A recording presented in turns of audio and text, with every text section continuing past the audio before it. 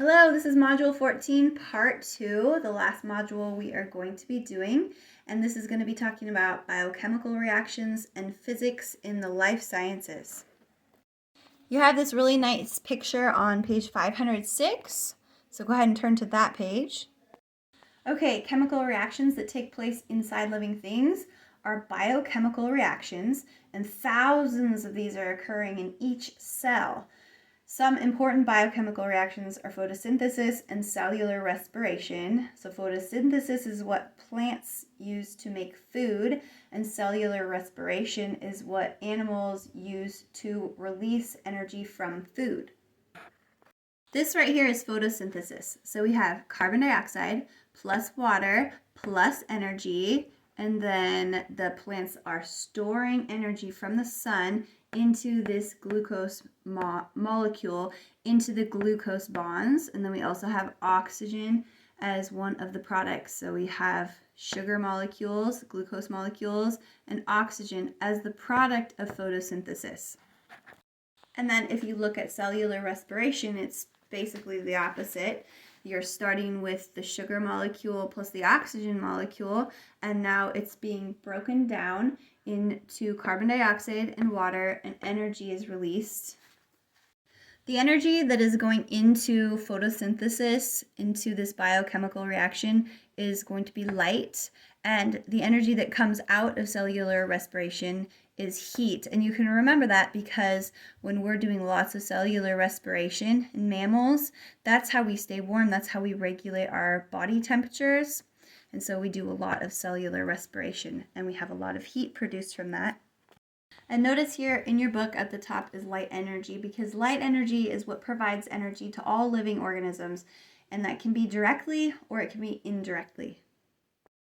You can see here is cellular respiration, and these are what go into cellular respiration. This is your reactants, okay? And the energy our bodies need comes from glucose and oxygen, and these are the products of photosynthesis. These reactions need to happen fast to keep our cells alive, and therefore catalysts are needed, okay? So catalysts are something that speed up a reaction but are not part of a reaction. And so we had the elephant toothpaste reaction that we did, and this used yeast as a catalyst, but the yeast wasn't part of the reaction. It wasn't used up at all. It was just a catalyst to speed up the reaction. And our bodies use enzymes as catalysts. They're protein catalysts to speed up these reactions in our body. So an enzyme is a biomolecule. It speeds up a biochemical reaction, and it's made up of proteins. Enzymes are amino acids that are linked together over and over and over into polypeptide chains. And enzymes work by lowering that activation energy for reactions. We've talked about that before, the energy that you need to just get that reaction started. It lowers that activation energy. Our bodies use enzymes in cellular respiration, in our saliva to break down our food, that's amylase, and in our stomachs to break down proteins faster, that's pepsin, and many other places. And what do we need in order to make enzymes? We need vitamins. And what are vitamins? So vitamins are organic compounds. They're needed by organisms, but they cannot make them themselves. And minerals are inorganic elements that come from soil or water, okay? So, for example, vitamin B, it helps form enzymes needed for cellular respiration, okay? So we need these vitamins to make enzymes. Also, vitamin C helps make the enzyme that makes a protein in your skin, and it helps with growth and repair of body tissues. These are found in citrus fruits. So that's two examples of vitamins that are needed. Okay, so vitamins are those organic compounds that organisms need in small amounts. They can't produce them themselves, and so they have to get them from their diet, from foods we eat, a lot of citrus fruits and other things. So now moving into biological physics. So biophysics, it's the combination of physics and biology, such as how bats use sonar or how optical lenses bend light waves to correct vision problems. That's something we learned about.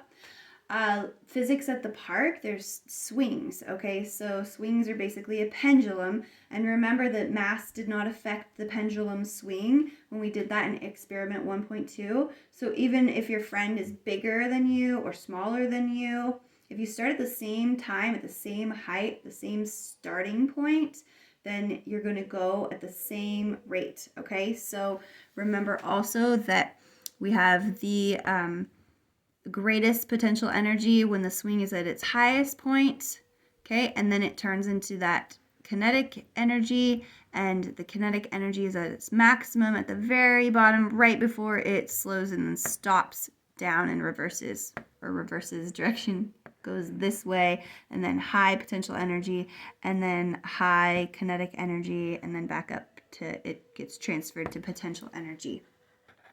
And we've got all sorts of examples. We can think about cars, we can think about riding a horse, we can think about all these things in the life sciences that, or things we've created that our bodies go inside of that combine physics and biology.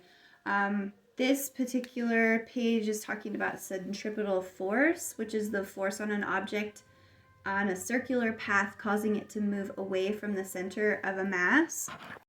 And so we put ourselves on these rides where we're spinning and spinning and spinning and spinning, and that centripetal force is actually pushing us out, out, out, out. It pushes us against here. This pushes back. We want to travel in a straight line, but it's forcing us to travel in a circle, so we're like pinned up against the wall. I don't know if you've ever ridden on one of those rides where it spins and pins you against the wall, and you feel like you could just float up and down the wall. Those are pretty fun. And this is kind of like that marble in the pie pan experiment that we did where the marble kept wanting to move in a straight line, but the walls kept it moving in a circle.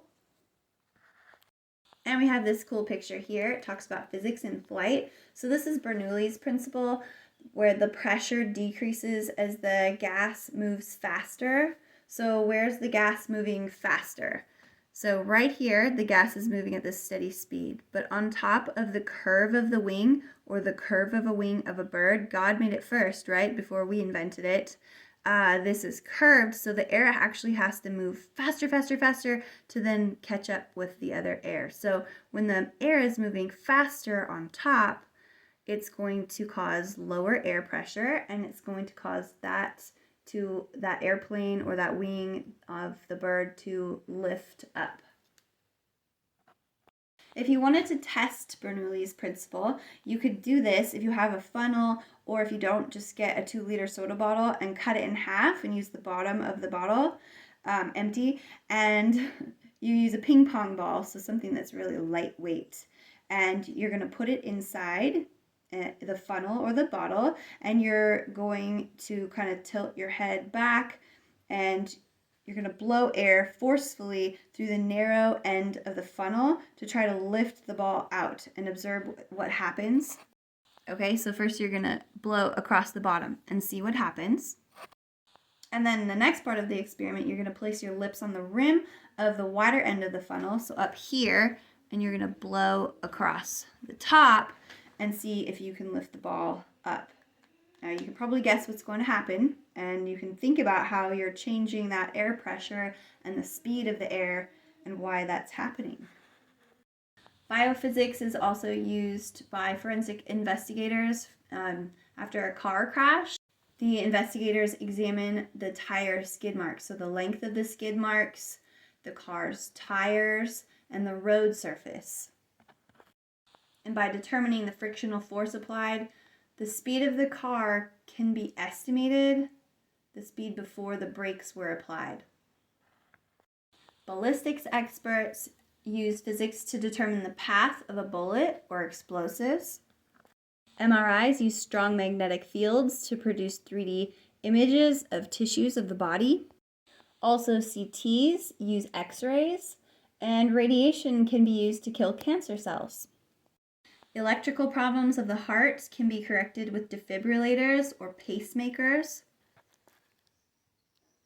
So you guys know what a defibrillator is, right? You can find them all over the place, and you should know how to use one. They're pretty safe, but if there's an emergency and somebody's heart is truly stopped, sometimes it's just vibrating, and you gotta get its rhythm back. So you can shock the person so that they get their rhythm restarted.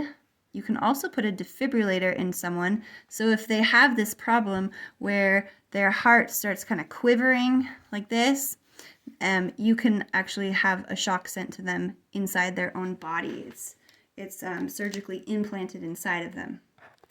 And then biophysicists can use physics, biology. They study how the body moves to develop better prosthetic limbs that work better with how our bodies move. And now we have nutritionists and dietitians that use chemistry to help people with digestive problems. My very favorite application of chemistry in the life sciences is in the garden. I like to grow things, and there's a lot of chemistry involved in gardening because you have to have the nitrogen levels the right way. You have to have all of the vitamins for the different plants. Some of them take minerals out of the soil, some of them put minerals in the soil, and so it's kind of fun to study that stuff.